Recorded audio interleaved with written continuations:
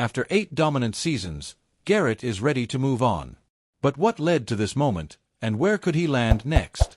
But before, if you love staying on top of all things Browns, make sure to hit that like button, subscribe, and turn on notifications.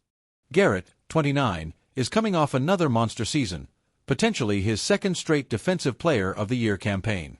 He racked up 14 sacks, 22 tackles for loss, and 3 forced fumbles, proving once again why he's one of the most dominant defenders in the league. But despite his personal success, the Browns continue to disappoint. And now, he's had enough.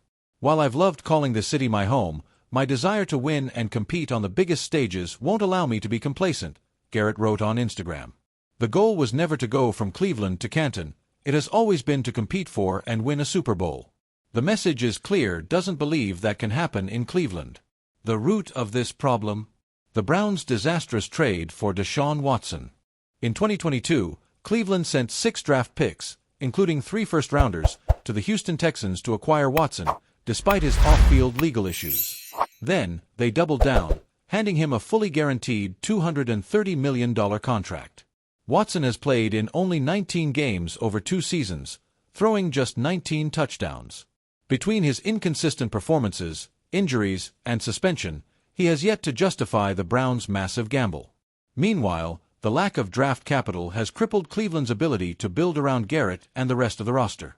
Garrett has hinted at frustration before, but when Browns GM Andrew Berry recently stated they wouldn't entertain trade offers, the star pass rusher made his stance public. Cleveland finished 3-14 this season, and with no clear path forward, Garrett feels like he's wasting his prime. If Garrett leaves, it will be yet another example of how poor management decisions can push even the most loyal stars away. The Browns have no one to blame but themselves. Should the Browns honor Garrett's request and trade him, or can they somehow convince him to stay? Drop your thoughts in the comments below.